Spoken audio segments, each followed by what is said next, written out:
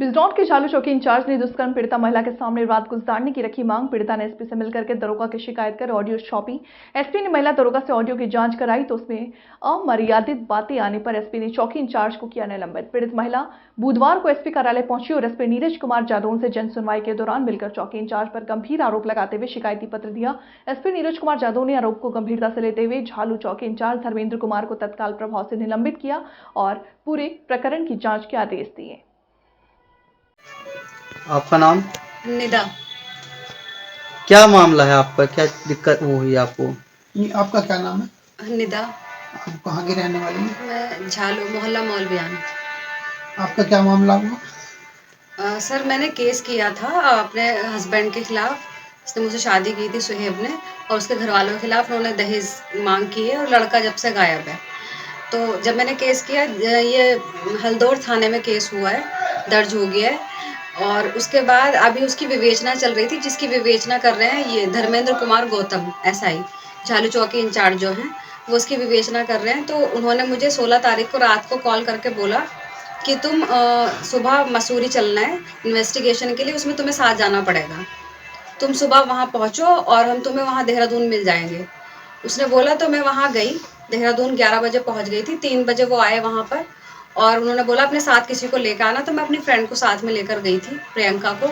फिर उसके बाद वो उन गाड़ी में एक महिला कांस्टेबल थी, एक और कांस्टेबल था और दरोगा था वो जो एसआई वो है धर्मेंद्र कुमार।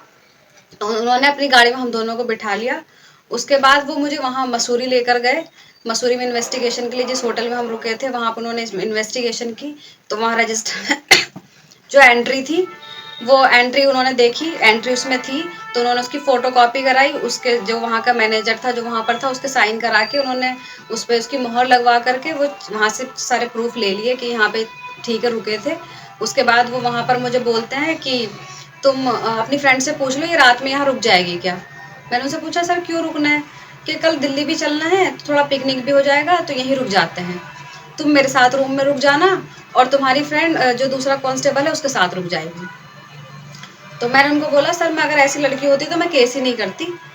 जब उन्होंने ये चीज़ सुनी तो कहने लगे फिर कल दिल्ली भी चलना है ना, तो आज तो रुकना ही पड़ेगा इधर कहीं, तो फिर किसी फ्रेंड का इंतज़ाम करा के दो, किसी को बुला के दो। तो मैंने उनसे वहाँ मना कर दिया। उसके बाद वो वहाँ मसूरी से देहरादून आए।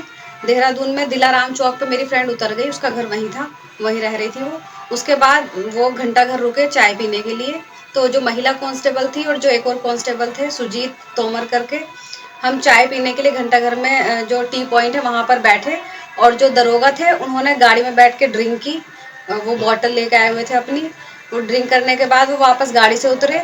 फिर वापस मुझे हाथ मेरे बार बार कंधे पे हाथ रख रहे थे, बार बार टच कर रहे थे, एक साइड में लेके गए। तो बोलने लगे मेरे हाथ में केस है और जो मेन धारा है 376 और 313 ये तो मैं हटा ही दूंगा। या तो तुम ऐसा करो, या तो अपनी किसी फ्रेंड को लेकर आओ, और या फिर दिल्ली में तो तुम्हें इंतज़ाम करना ही पड़ेगा, और या फिर तुम्हें मेरे अगर फ्रेंड नहीं लाओगी तो जब मैं तुम्हें बुलाऊंगा जब तुम्हें मेरे पास आना पड़ेगा।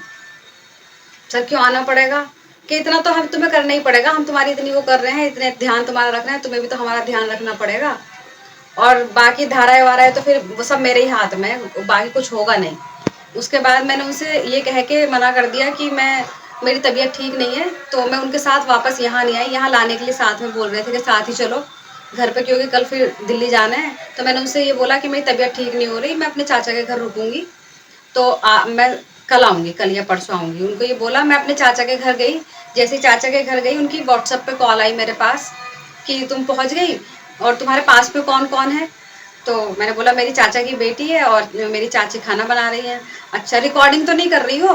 मैंने बोला सर इस पर व्हाट्सएप पर रिकॉर्डिंग कैसे होगी, मेरे चाचा पास में थे। तो मैंने अपने चाचा को बोला चाचा इस पर रिकॉर्ड कर लो ये कॉल अपने फ़ोन से। तो उन्होंने वीडियो बनाई है, उस कॉल पे रिकॉर्ड की है। तो उसमें भी वो वही चीज़ बोल रहे हैं कि झालू में अपनी कोई फ्रेंड लेके आओ अपने साथ। तो मैंने उनको बोला सर मेरी झालू में कोई फ्रेंड नहीं है, मेरी सारी फ्रेंड्स की शादी हो गई है और सब अपनी अपनी ससुराल में है। तो सब ससुराल में, तुम कहाँ हो। मैंने बोला मैं अपने घर हूँ। तो फिर वो तो फिर तुम्हें आना पड़ेगा, अगर फ्रेंड नहीं आएगी तो तुम्हें आना पड़ेगा मेरे पास जब भी मैं बुलाऊंगा। तो झालू में आके टाइम दो मुझे। आपकी शादी कहाँ हुई थी? दिल्ली में। कब हुई थी? मेरी 9 सितंबर 2022। जब विवाद कब से है शादी के? ये नवंबर दिसंबर से है, दिसंबर से ये चीज़ें चल 12 सितंबर 2023 को एक महिला ने हल्दौर थाने पर अपने ससुरालजनों के विरुद्ध दुष्कर्म, दहेज उत्पीड़न आदि धाराओं के अंतर्गत एफआईआर दर्ज कराई थी।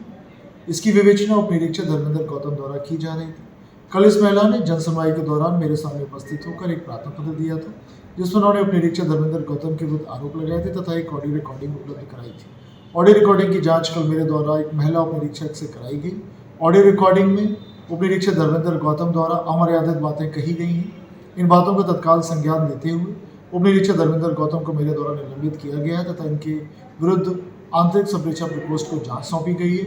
जांच उपरांत इनके विरुद्ध नियमानुसार वैधानिक कार्रवाई की जाएगी।